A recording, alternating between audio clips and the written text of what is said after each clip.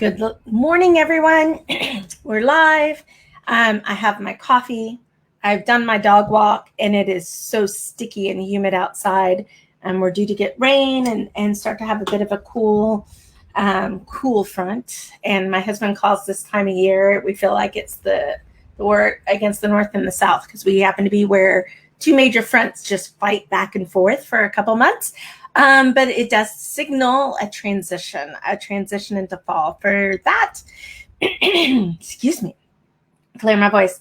I am ready. Obviously, I have not spoken that much this morning so far because my throat's not clear. But welcome to the Be More Successful Show. I'm Leslie Hassler. I am a small business scaling strategist, in case you don't know that. What I do is I work with service-based businesses to get them growing and scaling again. Now, that does tend to mean that we work a lot on cash. We work a lot on profitability because you need money to fuel that growth. We work in team. We really just work on it all. I'm very unique in what I do, in that I was an entrepreneur first, kind of in the trenches with you, if you will. And how I coach is a very entrepreneur to entrepreneur. So we're looking at the whole health of your business, the whole sustainability, and not like in being green, but in your ability to maintain it, to be able to have a legacy, to stay in business. And that's that kind of sustainability to me. And the reason why I do what I do is really about empowering prosperity for all business owners. I believe it's possible. I believe in the abundance of it. And as crazy as this world is, I don't think we have true equality until we have true prosperity for all. So that's one reason why I do what I do. I share so much on this Be More Successful show. I give a lot away, but I sell stuff too. And that's okay. That's how I afford to give it away, if you will. And one of the things I love the most is when somebody sees me in real life and they come up and they're like, oh my gosh, I watch your show all the time. Oh, this changed this for me, or I really loved this. So if you are watching this live, say howdy, give me a shout out. If you are seeing this as a replay, that's groovy. That's part of the reason why we do this, where we do this.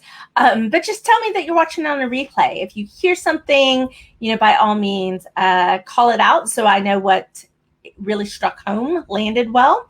And last thing, and then we'll get to the really good stuff, is if you really like today, share this. That's how we get this message out to the people that need to see it.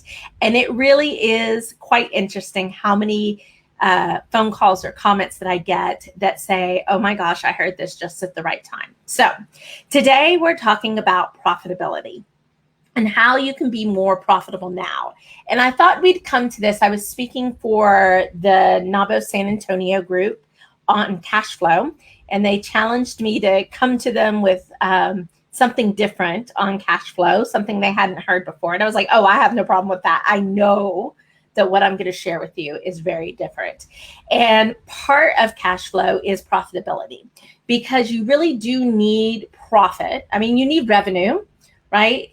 But there's a certain point in time to where you should be profitable. Like there's this concept called minimum viable profitability, my concept, because I got so tired of reading about minimum viable products for product-based business. Like, when do you know that this is going to work? And so I do a lot of research, and I immerse myself in a lot of the theory and the strategy that's going on behind this. And I really think hard about, how do we make this work for a service-based business? What is there to learn? And so in knowing that minimum viable product type of a thing, and you've heard me talk about it before, I really started going, well, the product is ideas, it's service, it's the head, the heart, and the hands, right? And so really what we need to look for is that minimum viable profitability. But we don't focus on that right away. And I think there's a couple of reasons why. Number one is our expectation. This is something that we've got off. Like, we need to get this on the right track because we have been in such a hustle and grind culture. You have to work hard. That's our Puritan roots. Work hard, grow big enough, and some magical day, the little profit fairy is going to come out and go, ding, you've earned your profit. That doesn't happen, does it? It really doesn't. And so if we can get away from this concept that profit is a reward and embrace the concept that profit is intention, like we expect to be profitable, that's almost our first goal, is to see how small of a business we can generate at a high level of profitability. If you can get that little ratio, let's say, done, and I'll give you some tips in a second, don't worry. If you can fix that ratio, then you actually have a business that can fuel and scale itself. We can play with this business, and it's actually a really fun place to play when we get profitability right. So a couple of the other things you might notice and some of the problems that impinge our ability to be profitable is really, number one, stalled out growth. I have yet to see a business that plateaus or is hanging out, is maintaining this for a period of time that isn't losing profitability. And it's really interesting. I have this study on my desk because I told you I geek out on this stuff. So this is, what is that? The 2020 report on employer firms' small business credit survey by the Federal Reserve. And they talked about pricings, rising prices, rising cost, if you will. And what was really interesting to me is there were two statistics in there. And, it was like 40% of the businesses were not profitable. I was like, okay, that's interesting. I'm reading on, and they said 39% experienced rising costs, but did not increase pricing. And I wanted to go, duh. Does anyone see that correlation there? Rising costs happen. They just happen. They happen all the time. They happen very much. This is in the line of, how do you boil a frog? You turn up the water very slowly. That's what happens in a business. It's not so much that suddenly one of your costs goes out of whack, and maybe it does. That happens. But more often what it is that is the gradual increases over time that go unnoticed that erode the profitability, especially if you're not growing. If you're growing, that cash flow mask hides that problem, unless you've got somebody like me or some other advisor that's actually looking at that for you so that you can pay attention to it. So rising costs. The other thing, and this is a kicker, especially in service-based businesses, is not implementing strategies that boost productivity.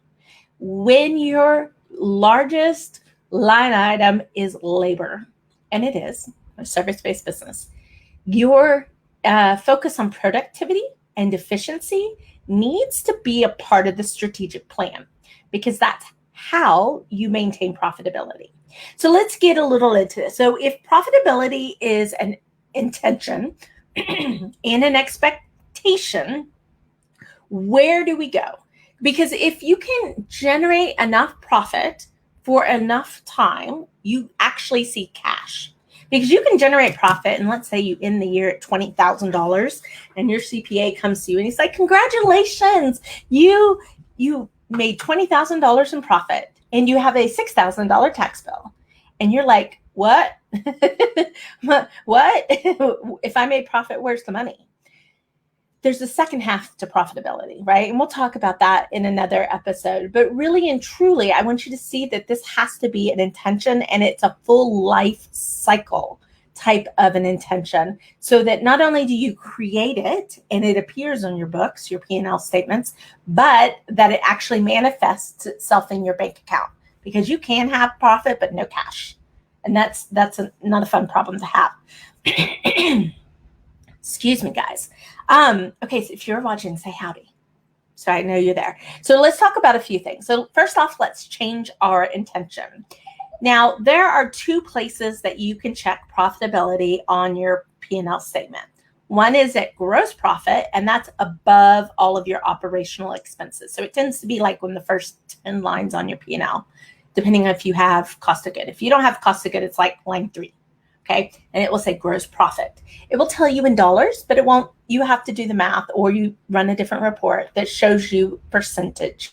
And the percentage is really, we look at percentage and dollars, but percentage is our benchmark where we know if the machine is operating well. Now, when you have net profit margin, that's the one all the way down to the bottom. It's like 3 rows up from the bottom on your P&L statement. That's how much money is left over, right, after you go through your operations. So we want to make sure that our gross profit margin is large enough to allow for money to filter through. I'm assuming you've gone through your operational expenses and you are running as lean as possible. Here's the kicker. What I see happen in service-based businesses is that we adopt too much of the product-based businesses mentality.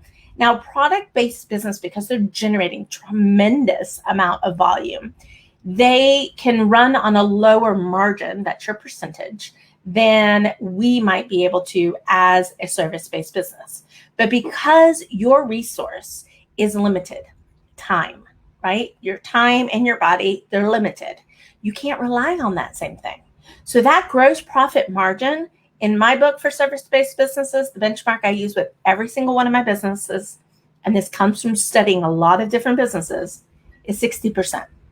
Your gross profit margin needs to minimally be 60%. At 60%, you can probably see anywhere between a 1 to 10% net profit margin. And hey, any money left over at the end of the day is a good day. But I want to tell you what's possible, because this is so possible. Now, I would say 60%, I would say if you're reselling goods, doing something in that realm, that's where I would expect you to be. If you're not reselling, you don't really have a lot of direct project costs, if you will, then your gross profit margin should be higher. And to the tune of, I have 2 clients where our target is about 97%. There might be some direct project cost here and there, but truly 97%. I have another model where it's really 80%, right? We figured out where the model needs it to be. When you're operating in that higher realm, there's money left over at the end of the day that creates cash. That's the game that we're trying to play. And so if you can get into the 90s range, you could easily see 20, 30, 40 at full full utilization per net profit margin. Like, that's coming out the end. And I can tell you, I've seen this happen in multiple 7-figure businesses that are operating this way. It's possible. You just need to set that expectation. And I see so many people fight this part. So let's talk a little bit about, let's just play. What if you could? What if you could boost that profitability? Because that's a game we need to be playing as the business owner, is how do I impact this number? What's the game? What's going to work? And I'm going to give you a few strategies. The first set of strategies is the 3 Ps. Okay, so it's pricing, profit centers, and productivity. Oh, there comes that word back in. Remember, we just talked about it. So pricing, by and far, is the easiest way, typically, to impact your profitability. But you need to know where it is. My editor challenged me to write an article on this for entrepreneur.com. We just finished our 2nd article, so we're going to move on to our 3rd. Write an article about how to increase your pricing and what to do, because there are strategies. There are people out there who will tell you to double and triple your prices, and maybe you should. However, I see that the mind and the heart of the business owner isn't always ready for that big of a leap. So I'm a little bit more of, where does it need to be? Where should it be to be profitable? Let's go 10% past that. Let's be a little uncomfortable, and let's go 10% past. Because you should stretch. Because the crazy thing is, it really works. But pricing, that's going to be the biggest way you can do that. If you've noticed that your costs have been rising, and if you've been paying attention, then your pricing needs to rise as well. Most people will not notice a 10% increase. They won't. It's just pretty easy, pretty standard. So anytime I've got a client that is like under 10% is where we need to be.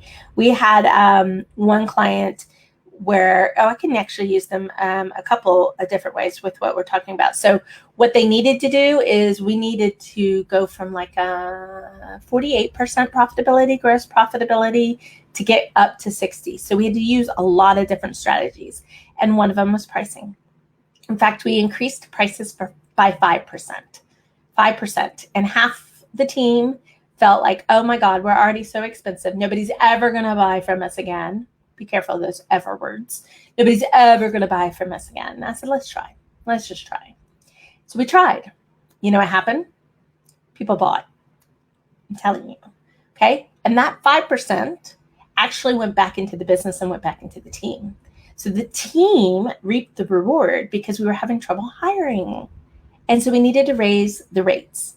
And that percent increase actually fed back into the team so that we could bring the team up to a wage that attracted more team members. See, this is full cycle stuff, right? And if we had team members that were committed and happy, they worked more productively. Oh my gosh, isn't that interesting? Right? There's sometimes these strategies have very multiple legs and really can have exponential impact. So that was one thing that we did. The next thing we did was look at profit centers. So in this realm, I think there wound up being 11 different service types. And so once we separated them out and we looked at them individually, what we noticed is we had a huge dichotomy. We had some services that were underperforming, like to the 30 or 40%. And when we looked at those projects, those were all the problem projects, right? It was the ones that people are like, oh, please, I don't ever want to work for them again, right? That problem area. And then we had some that were performing like at 65 and 70%. But the amount, so we did a scatter graph. This is where I get a little geeky, but did a scatter graph. And it showed like up and down on the graph was how much profitability. And then how big the circle was how much in revenue. And what we found is a predominance of the revenue was down here in the low stuff. We really looked at what those services were and cut them. We cut a few and we kept a few. So we wanted to improve some because they actually turned into be what the word might be called a loss leader. It's a business that you take. It's not highly profitable, but it leads to more work. And so it's almost like a marketing strategy or getting paid to market. And so you can use it to funnel in as long as you actually have a process that funnels and that funnel works. But really and truly, we started looking at it. We're like, oh, this is what's killing us. Do we need to do that service? And a lot of times when we had the team at the table, they're like, actually, not really. It would be better. I think they would have been happier if we had actually done this service. And so we retooled. We dropped a few. We trimmed a few. We realigned a few. And that is one thing that we looked at is where's the profitability. So we actually boosted some of our lowest ones by 10 or 15%. And then we looked at a new service offering that the team had been hesitant to bring in because it was new and it was different and really changed the model. And we started looking at it and we're like, we need to play. We need to play with it. Just run it, test it, see what happens. No pressure.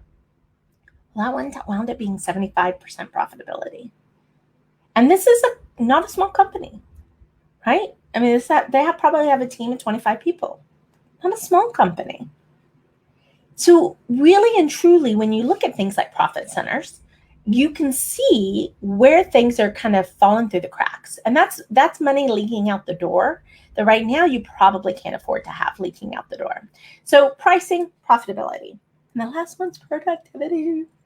So there is, it's interesting. Like if you look at product-based businesses, there is a utilization rate or a capacity rate, right? They know their machines are running at 60% capacity. And maybe they know they can get up to 80. I have found the same thing is true in service-based businesses. When you look at your capacity to earn income, and here's what I'm going to say first off. No one's ever at 100%, period, because there are things like holidays and vacations and sick days and days you're just not, your mojo's a little off. Nobody's at 100%. I have yet to see a business really operate at 80%. You might have moments where you're pushing hard, but as a whole, like maintain operation at 80%, I still think that's kind of hard. But I think getting close is possible. And what I come in and I look at when, we do business audits, I've told you about this before. And one of the things I'll look at is what's the capacity to earn? What's the revenue per employee? Where are we operating at? How long do projects take? Especially if you track your time, even if salaried employees. But if you track the time around your services, what we see is most service-based businesses are actually operating at about a 40 to 50% capacity, which means even if you can only get to 70%, that difference, 50 to 70%, represents a lot of profitability because you're already paying for the resource in your people, right? We just need to make it possible for this to happen. And there's some psychology. I'll let you know, there's psychology goes into this because people like to feel busy. So even if they're not really utilized, they're making themselves busy, which is why you say, well, are you busy? Oh, yes, I'm busy. We're so busy. Okay. There's some strategies to work with that are fun and really motivate and inspire your teams. But it's something to look at to make sure that you're running as productively as you can, because that is your product. That is ultimately your metric about how well we're doing this. We tend to, though, feel busy, hire more employees, back end erode the profitability while that employee gets up to speed, right? And then we still only get a 50% return. So it's an area to look at and an area to manage, and then use fun and culture and competition to your advantage to produce productivity.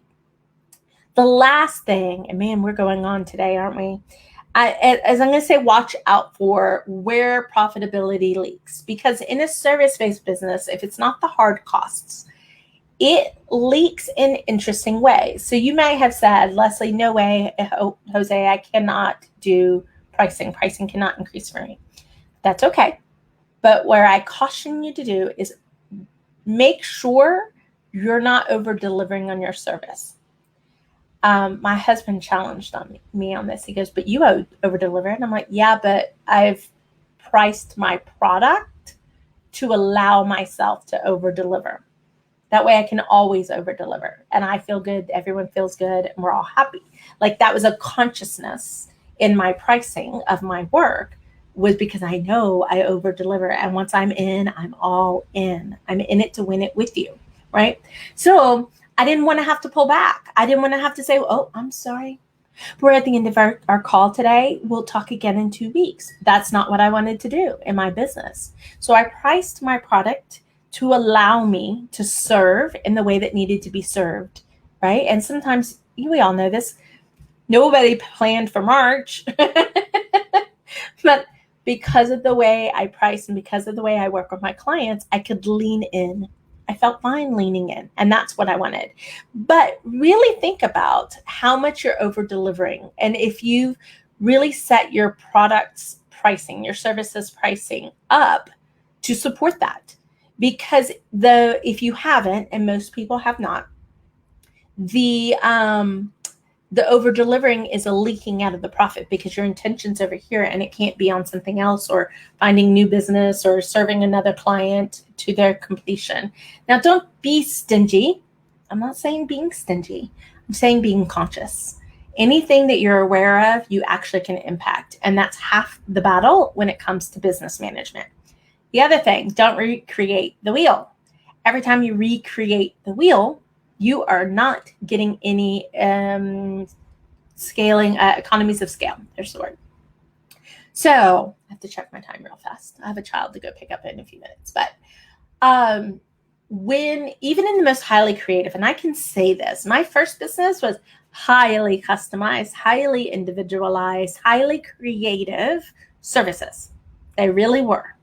Yet we could define a process. And when we define that process, instead of it taking 8 weeks to do a project for a client, we could do it in 4. Not only could we do it in 4, but we could stack them. Whereas before, I might not take another client on for maybe halfway through one project. So I could only take on one new client a month. We were taking on a new client every week because that process made us very efficient at what we were doing. We all knew what the next step would be, even though what we were creating was a completely customizable product. That is the truth. And so stop recreating the wheel. I mean, allow for that individualism. I believe in that. It's one of my values, one of my strengths, right? But you can find the pattern underneath it. And when you do that, you can do things like weed out the stuff that you don't really need, that doesn't add any value. And you can choose how you can compress time. Because again, time and people are limited resources. So that's just another way to think of efficiencies and to think about how you can be more profitable, because you're achieving a greater output with the resources or with the return on investment. You're achieving an increased amount of that, which improves profitability. So that's it. That's a lot. And that's why profitability isn't really that simple. And it really, I think you do have to look at the individuality of the business, of the team, of the clients, of the market, so many other things, and why it takes things like a business audit. Honestly, every client starts with one, because we just have to, it's like getting under the hood and doing a tune-up. We're just seeing what's working, what's not working, so that we know where to focus. Because when we fix, things like profitability, we are taking your bucket that's full of holes and we're plugging it, right? We're plugging it. And then if we turn on the faucet, which is sales and marketing, right, you keep more in your bucket. Doesn't that sound like a great day? And at the end of the day, what that means for you is you can reward yourself. Hallelujah. You can reward your team, which is amazing and feels great. You can build a legacy for your family, for your community. You can have impact. You have longevity. Like this whole, all of the nervousness that comes around and the feeling of failure and the lack of confidence and blah, blah, blah, blah, blah, all the gobbledygook that we deal with in our heads and in our hearts, it really does fall away when you have some really strong foundations to hold you. And profitability is one of those foundations.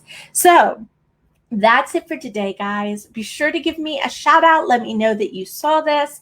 If you loved today's, and it was chunka-majunka full of great strategies, share it. Let other people know. Tag another business owner. Say, dude, you got to watch this.